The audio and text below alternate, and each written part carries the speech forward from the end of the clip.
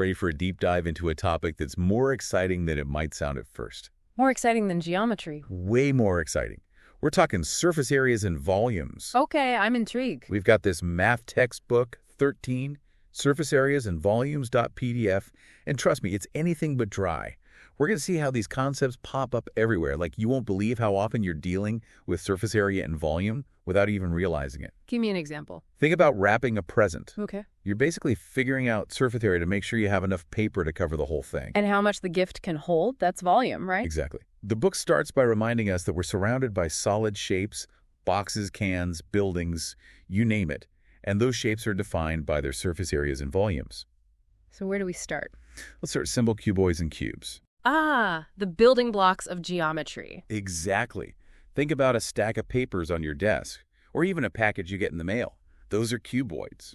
And the book uses that paper stack analogy to explain surface area. It's brilliant. Each sheet of paper is like a face of the cuboid. And to get the total surface area, you just add up the areas of all those rectangles. The formula's a bit of a mouthful, though. 2 times the sum of length times breadth, plus breadth times height, plus height times length. Or, for those who prefer shorthand, 2 pound plus BH plus HL. See? Not so bad once you break it down. But let's see it in action. The book gives this example of Mary who's trying to wrap her Christmas tree box. Relatable. Who hasn't been there? Right. So her box is 80 centimeters long, 40 centimeters wide, and 20 centimeters high.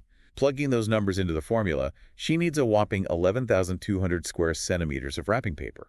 And notice the units square centimeters. Right, because we're not measuring length anymore. We're measuring how many little squares it takes to cover the whole box. Those little details are important. Now, cubes are even simpler. Because all the sides are the same. Exactly. So the formula is 6a squared.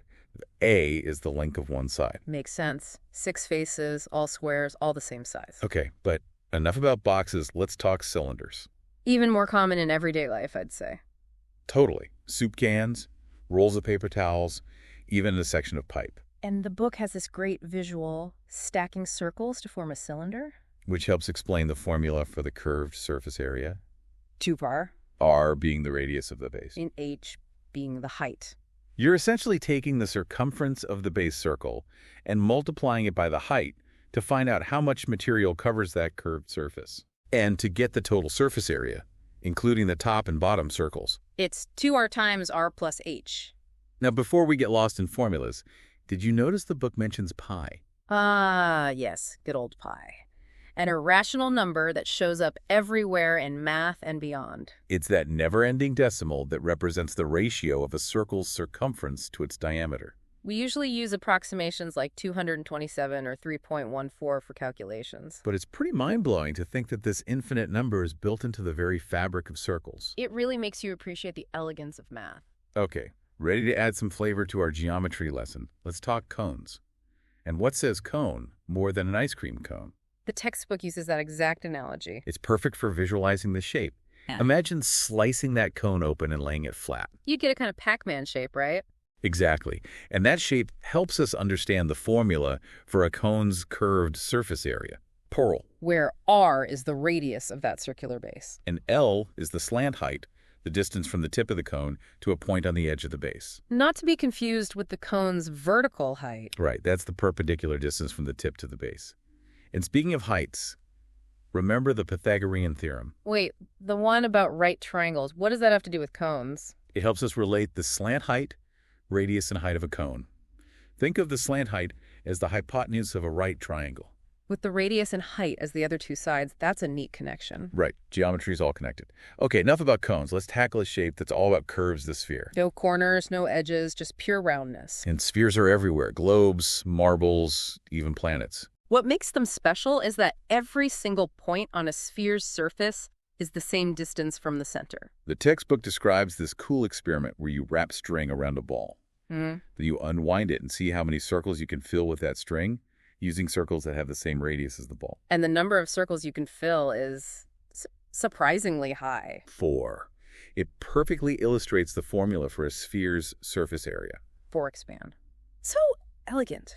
Just like the sphere itself. But here's something to think about a sphere, despite looking like it has many faces. Actually only has one, and it's curved, which is kind of mind-bending. It really challenges our usual way of thinking about faces of shapes. Now, let's cut that sphere in half. What do we get? Hemispheres. Half a sphere, like a bowl or a dome. And just like with spheres, the formulas for hemispheres come back to that circular base. The curved surface area is half that of a sphere. 2 hours. But since a hemisphere also has that flat circular base, We add that area to get the total surface area, 3 fair. it's like piecing together a puzzle, isn't it? Breaking down complex shapes into simpler parts and using formulas to understand them. Speaking of piecing things together, we've explored surface area, but what about volume? That's where we fill things up. So far, we've talked about how much material it takes to cover these shapes, like how much wrapping paper Mary needs for her Christmas tree box, or how much paint to cover a dome. But volume, that's about how much those shapes can hold. Exactly. How much space they take up in the world. Whether it's a solid cube or a juice box, it's all about the space it occupies. And the textbook points out that we measure volume in cubic units, Cubic centimeters, cubic meters, and so on. because we're picturing how many tiny cubes can fit inside. Like if you're building a tower with blocks. That's a perfect way to visualize it. Remember our paper stack analogy for cuboids. Each sheet like a thin box. Right. The volume increases as you add more sheets to the stack. And that leads us to the formula. Length times breadth times height. Or LEABHR for short. And for cubes, it's even simpler, just a cubed, where a is the length of one side. Because all the sides are equal. The book is this example of building with blocks. Let's say each block is a cube with 3-centimeter sides, and you use 15 blocks to build something amazing. First, you'd find the volume of one block, 3 centimeters times 3 centimeters times 3 centimeters, which gives you 27 cubic centimeters. And then multiply that by 15 because you use 15 blocks. So your amazing creation has a volume of 405 cubic centimeters. See how the volume scales up depending on how many units you're using. Now let's shift gears to cylinders. Remember how we visualize them as stacked circles? And the formula reflects that. The area of the base circle times the height. Makes sense if you think about it. You're basically stretching that circle upwards. Exactly. Imagine a cylindrical water tank, 7 meters in radius and 10 meters high. We could figure out how much water it holds using the formula.